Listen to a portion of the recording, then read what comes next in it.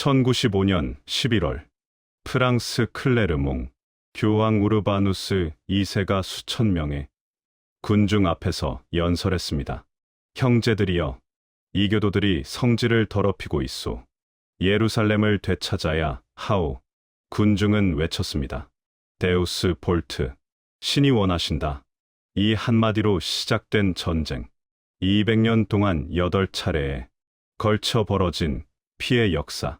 오늘은 십자군 전쟁의 이야기를 들려드리겠습니다. 신의 이름으로 시작되었지만 인간의 욕망으로 얼룩진 전쟁의 진실입니다. 11세기 유럽은 혼란스러웠습니다. 서로마 제국이 무너진 지 600년. 유럽은 수백 개의 작은 왕국과 영지로 쪼개져 있었습니다. 왕들은 서로 싸웠고 귀족들은 땅을 차지하기 위해 전쟁을 벌였습니다. 농민들은 영주의 땅에서 일하며 겨우 살아갔습니다. 기사들은 전쟁에서 공을 세워 땅을 받는 것이 유일한 출세 방법이었습니다. 하지만 땅은 한정되어 있었습니다. 장남은 아버지의 영지를 물려받지만 차남 이하는 받을 것이 없었습니다. 수많은 기사들이 일자리를 찾아 떠돌았습니다. 유럽 전역에서 약탈과 소규모 전쟁이 끊이지 않았습니다. 교회는 이런 폭력을 막으려 했지만 역부족이었습니다. 그때 비잔틴 제국에서 편지가 왔습니다. 황제 알렉시오스 1세가 교황에게 군사 지원을 요청한 것입니다. 예루살렘은 새 종교의 성지였습니다.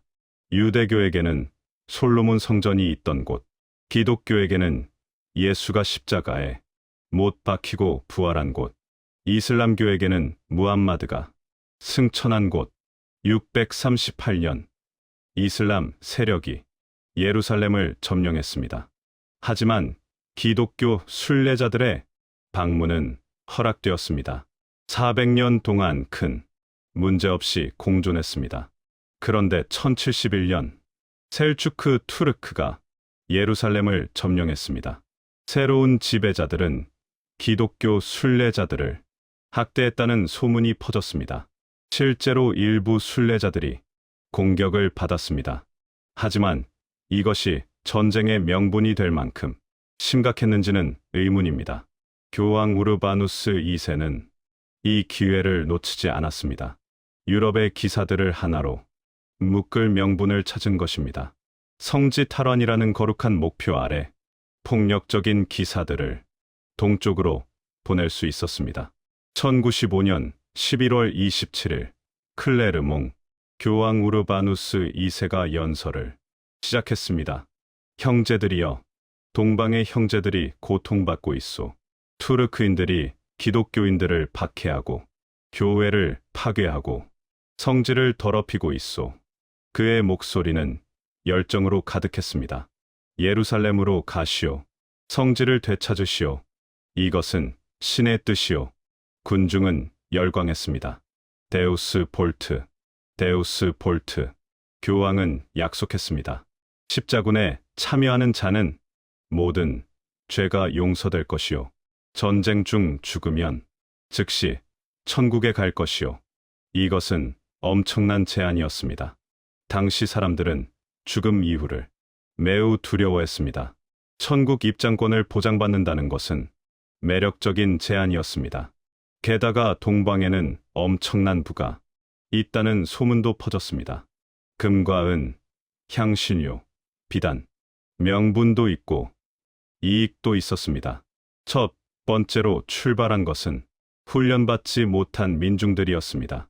1096년 봄, 은둔자 페터라는 설교자가 이끄는 무리였습니다. 약 2만 명이 넘는 농민, 가난한 시민, 불황자들이 모였습니다. 제대로 된 무기도 없었습니다. 낫, 곡괭이, 몽둥이가 전부였습니다. 하지만 열정만큼은 넘쳤습니다. 그들은 프랑스를 떠나 동쪽으로 향했습니다. 문제는 여정에서 시작되었습니다. 라인강을 따라 가던 중 일부 무리가 유대인 마을을 습격했습니다. 이교도들을 먼저 처리하자 수천 명의 유대인이 학살당했습니다. 헝가리와 불가리아를 지나면서도 약탈이 계속되었습니다. 콘스탄티노플에 도착했을 때 비잔틴 황제는 경악했습니다. 이것은 군대가 아니라 폭도였습니다. 황제는 그들을 재빨리 소아시아로 보냈습니다. 1096년 10월 투르크군과 첫 전투, 민중 십자군은 몰살당했습니다. 1096년 여름, 진짜 십자군이 출발했습니다. 프랑스, 독일, 이탈리아의 귀족들이 이끄는 군대였습니다. 고드 프루아 드 부용, 레몽 드 툴루즈, 보에몽 드 타란토. 이들은 경험 많은 전사들이었습니다. 총 병력은 약 3만 명, 기사 4천 명, 보병 2만 6천 명 정도였습니다. 각 군대는 따로 출발해 콘스탄티노플에서 합류하기로 했습니다. 1096년 말부터 1097년 초 부대들이 하나씩 도착했습니다. 비잔틴 황제는 복잡한 심정이었습니다. 도움을 요청하긴 했지만 이 거대한 군대가 부담스러웠습니다. 황제는 각 지휘관에게 충성 서약을 요구했습니다. 정복한 땅은 비잔틴 제국에 반환할 것, 대부분은 마지못해 동의했습니다. 하지만 속으로는 다른 생각을 하고 있었습니다. 정복한 땅은 자기 것으로 만들겠다는 야심. 1097년 5월 십자군은 소아시아로 진격했습니다. 1097년 10월 십자군은 안티오크에 도착했습니다. 시리아의 중요한 도시였습니다. 거대한 성벽에 둘러싸인 난공불락의 요새였습니다. 십자군은 포위했지만 함락시킬 수 없었습니다. 겨울이 왔습니다. 추위와 굶주림이 십자군을 괴롭혔습니다. 병사들은 말을 잡아먹었고 일부는 탈영했습니다. 8개월이 지났습니다. 1098년 6월 기적이 일어났습니다. 성 안의 한 장교가 배신했습니다. 그는 밤에 성문을 열어주었고 십자군이 안티오크로 쏟아져 들어갔습니다. 도시는 피로 물들었습니다. 투르크군과 민간인 할 것 없이 학살당했습니다. 3일 동안 약탈이 계속되었습니다. 하지만 기쁨도 잠시 새로운 위기가 찾아왔습니다. 모술의 투르크군이 대군을 이끌고 안티오크를 포위한 것입니다. 포위하던 자가 포위당하는 상황이 되었습니다. 십자군은 절망에 빠졌습니다. 식량은 바닥났고 병사들은 지쳐 있었습니다. 그때 한 병사가 환상을 보았다고 주장했습니다. 성 안드레아가 나타나 말했습니다. 성당 아래에 예수의 옆구리를 찌른 창이 묻혀 있다고. 사제들은 반신반의했지만 병사들에게 희망이 필요했습니다. 그들은 땅을 팠습니다. 그리고 낡은 창 끝을 발견했습니다. 성창이다. 신이 우리와 함께 하신다. 병사들의 사기가 치솟았습니다. 1098년 6월 28일 십자군은 성문을 열고 돌격했습니다. 수적으로 열세였지만 기세가 달랐습니다. 투르크군은 혼란에 빠졌습니다. 왜 저 적들이 저렇게 용맹한가? 투르크군은 퇴각했습니다. 십자군은 승리했습니다. 성창이 진짜였는지는 중요하지 않았습니다. 병사들이 믿었고 그 믿음이 승리를 가져왔습니다. 1099년 6월 7일 십자군은 마침내 예루살렘에 도착했습니다. 출발한 지 3년 만이었습니다. 3만 명이었던 군대는 이제 1만 3천 명으로 줄었습니다. 질병, 전투, 탈영으로 반 이상이 사라졌습니다. 예루살렘은 높은 성벽으로 둘러싸여 있었습니다. 이집트의 파티마 왕조가 지배하고 있었습니다. 수비대는 약 1만 명, 주민은 3만 명 정도였습니다. 십자군은 포위했습니다. 하지만 공성 장비가 부족했습니다. 6월은 무더웠고 물이 부족했습니다. 예루살렘 근처에는 식수원이 거의 없었습니다. 병사들은 갈증으로 고통받았습니다. 한 달이 지났습니다. 제노바에서 배가 도착해 목재를 가져왔습니다. 십자군은 공성탑을 만들었습니다. 1099년 7월 15일 새벽 총공격이 시작되었습니다. 공성탑이 성벽에 닿았고 십자군이 성벽을 넘었습니다. 오후가 되자 예루살렘은 함락되었습니다. 7월 15일 오후 지옥이 시작되었습니다. 십자군은 성 안으로 쏟아져 들어갔습니다. 무슬림, 유대인 가리지 않고 학살했습니다. 거리는 피로 물들었습니다. 한 십자군 기사는 이렇게 기록했습니다. 아크사 사원에는 피가 무릎까지 찼다.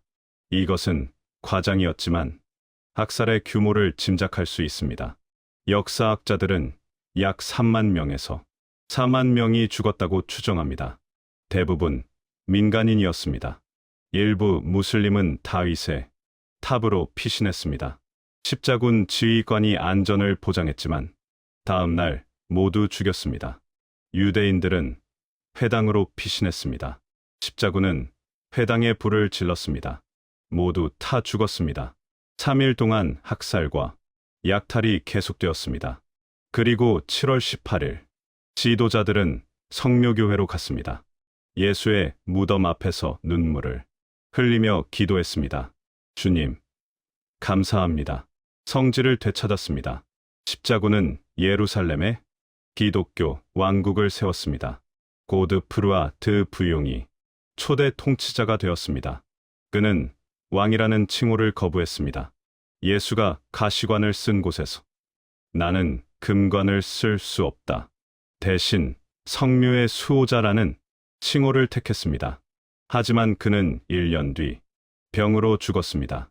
그의 동생 보드행이 왕위를 이어받았습니다. 보드행은 예루살렘의 왕이라는 칭호를 사용했습니다. 십자군은 해안 지역도 점령했습니다. 안티오크, 트리폴리, 에데사에도 십자군 국가를 세웠습니다. 하지만 영토는 좁고 길었습니다. 바다에서 내륙으로 50km 정도였습니다. 사방이 무슬림 세력으로 둘러싸여 있었습니다. 십자군 국가는 언제나 위기에 처해 있었습니다. 유럽에서 계속 증원군이 와야만 유지할 수 있었습니다. 성전기사단, 구호기사단 같은 종교기사단이 만들어졌습니다. 처음에 무슬림 세력은 분열되어 있었습니다. 시리아, 이집트, 이라크가 서로 경쟁했습니다. 십자군은 이 틈을 이용했습니다. 하지만 12세기 중반부터 상황이 바뀌었습니다. 강력한 지도자들이 등장했습니다. 젠기, 그리고 그의 아들 누르-앗딘. 그들은 무슬림 세력을 통합하기 시작했습니다. 1144년 젠기가 에데사를 점령했습니다. 십자군 국가 중 하나가 무너진 것입니다. 유럽에서는 제2차 십자군이 조직되었습니다. 프랑스 왕 루이 7세와 신성로마 제국 황제 콜라트 3세가 참여했습니다. 하지만 제2차 십자군은 실패했습니다. 1187년 역사의 흐름이 완전히 바뀌었습니다. 이집트와 시리아를 통일한 술탄이 나타났습니다. 살라딘, 살라흐, 앗딘 유수프 이븐 아유브. 그는 뛰어난 군사, 지도자이자 외교관이었습니다. 무슬림 세계는 그를 중심으로 뭉쳤습니다. 1187년 7월 4일 하틴의 뿔, 예루살렘 왕국의 운명이 결정되는 전투였습니다. 예루살렘 왕 기드 류진양이 2만 명의 군대를 이끌고 살라딘과 맞섰습니다. 살라딘의 군대는 3만 명이었습니다. 여름 더위가 기승을 부렸습니다. 십자군은 물 없는 황무지를 행군했습니다. 살라딘은 의도적으로 물이 없는 지역으로 유인했습니다. 십자군은 갈증에 지쳐 있었습니다. 살라딘은 군대를 풀어 십자군을 포위했습니다. 무슬림 궁수들이 화살을 쏘아댔습니다. 십자군 기사들은 돌격하려 했지만 말들이 지쳐 있었습니다. 전투는 하루 종일 계속되었습니다. 해질 무렵 십자군은 무너졌습니다. 왕, 기와 대부분의 귀족들이 포로로 잡혔습니다. 성전기사단과 구호기사단, 기사들은 모두 처형되었습니다. 하틴, 전투로 예루살렘, 왕국의 군사력은 사실상 전멸했습니다. 3개월 뒤, 살라딘은 예루살렘을 포위했습니다. 1187년 10월 2일, 예루살렘이 항복했습니다. 십자군이 점령한 지 88년 만이었습니다. 살라딘은 협상을 제안했습니다. 몸값을 내는 자는 자유롭게 떠나게 하겠다. 남자는 10디나르, 여자는 5디나르, 어린이는 1디나르. 가난한 사람들은 낼 수 없는 돈이었습니다. 많은 사람들이 노예가 될 위기에 처했습니다. 하지만 살라딘은 관대했습니다. 총대주교가 3만 디나르를 내고 1만 8천 명을 풀어주었습니다. 살라딘 자신도 개인적으로 수천 명을 풀어주었습니다. 그의 동생도 500명을 풀어주었습니다. 학살은 없었습니다. 88년 전 십자군이 예루살렘을 점령했을 때와는 완전히 달랐습니다. 기독교인들은 대부분 안전하게 떠날 수 있었습니다. 유럽의 소식이 전해졌을 때 충격은 엄청났습니다.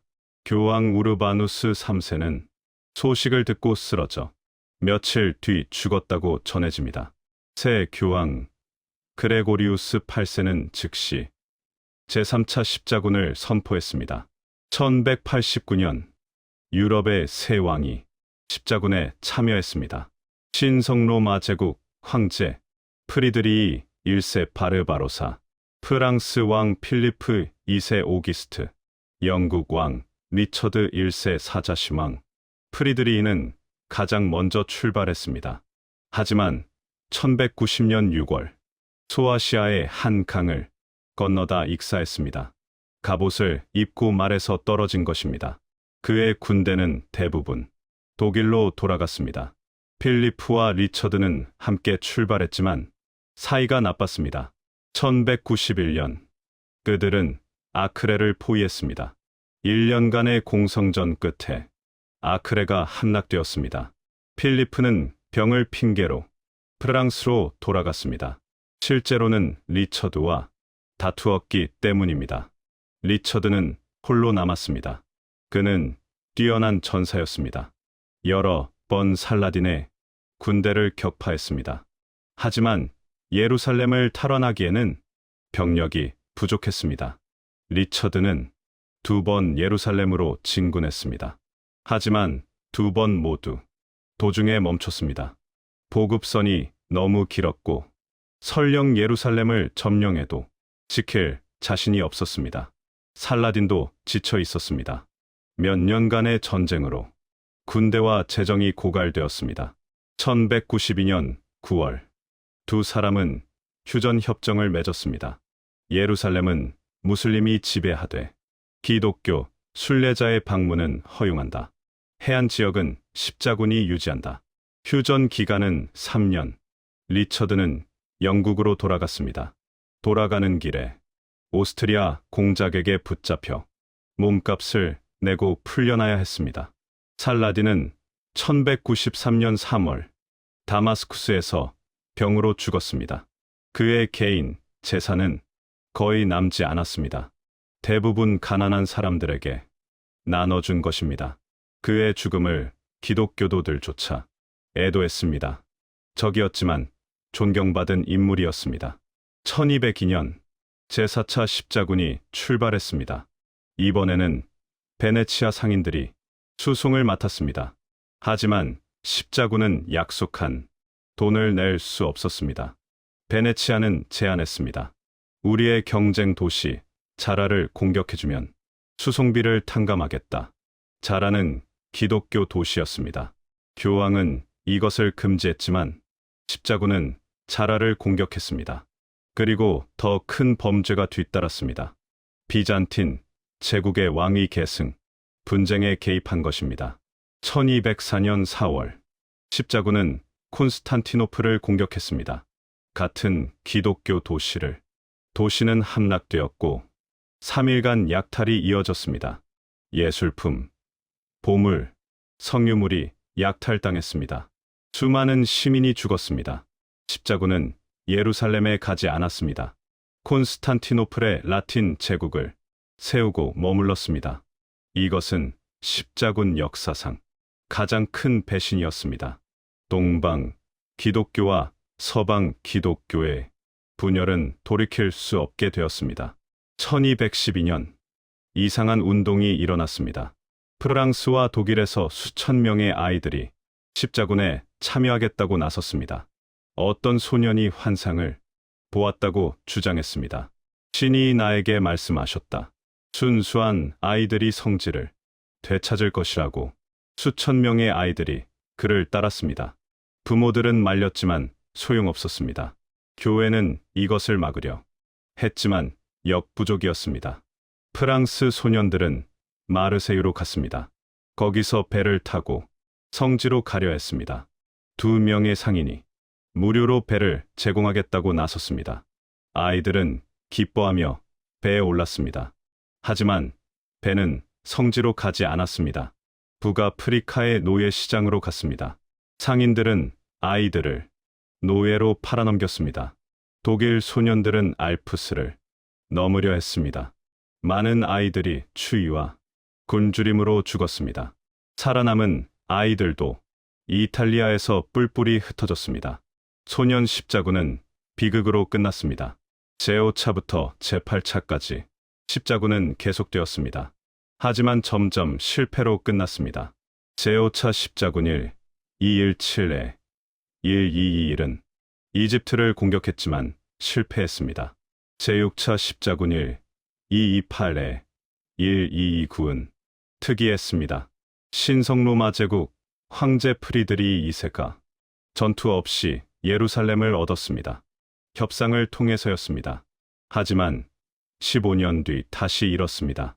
제7차 십자군 1248에 1254은 프랑스 왕 루이 9세가 이끌었습니다. 그는 이집트에서 패배하고 포로가 되었습니다. 엄청난 몸값을 내고 풀려났습니다. 제8차 십자군 1270도 루이 9세가 주도했습니다. 이번에는 튀니지를 공격했습니다. 하지만 전염병이 돌았고 루이 9세 자신도 병으로 죽었습니다. 1291년 마지막 십자군 도시 아크레가 함락되었습니다. 맘루크 술탄국의 군대가 점령했습니다. 십자군 시대는 끝났습니다. 200년의 전쟁이 막을 내렸습니다. 십자군 전쟁은 무엇을 남겼을까요? 군사적으로는 실패였습니다. 예루살렘은 700년 뒤인 1917년까지 무슬림의 지배 아래 있었습니다. 하지만 다른 영향은 컸습니다. 무역이 활발해졌습니다. 베네치아, 제노바 같은 이탈리아 도시들이 부유해졌습니다. 동방의 물건들이 유럽으로 들어왔습니다. 향신료, 비단, 설탕, 쌀, 유럽인들의 시야가 넓어졌습니다. 하지만 부정적 유산도 컸습니다. 종교 간 증오가 깊어졌습니다. 기독교와 이슬람의 갈등은 오늘날까지 이어집니다. 유대인에 대한 박해가 심해졌습니다. 십자군이 지나간 곳마다 유대인 학살이 일어났습니다. 동방 정교회와 서방 가톨릭의 분열도 결정적이 되었습니다. 1204년 콘스탄티노플 약탈은 결코 용서받지 못했습니다. 십자군은 성전이라는 이름의 침략 전쟁이었습니다. 오늘 우리는 십자군 전쟁의 이야기를 들었습니다.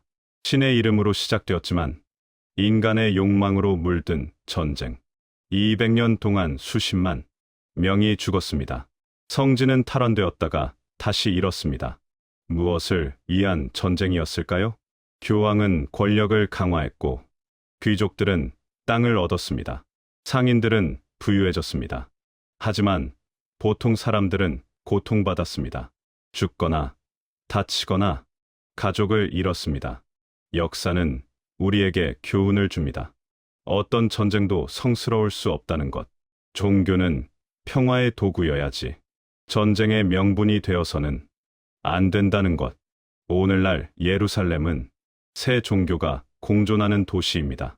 완벽하지는 않지만 900년 전보다는 나아졌습니다. 우리는 과거의 실수에서 배워야 합니다. 증오가 아닌 이해로, 전쟁이 아닌 대화로 문제를 풀어야 합니다. 그것이 십자군 전쟁이 우리에게 남긴 진짜 교훈입니다. 오늘도 영상이 재미있으셨다면 좋아요, 구독, 그리고 알림 설정까지 끝까지 시청해 주셔서 감사합니다. 다음 편에 더 흥미로운 세계사 이야기로 돌아오겠습니다.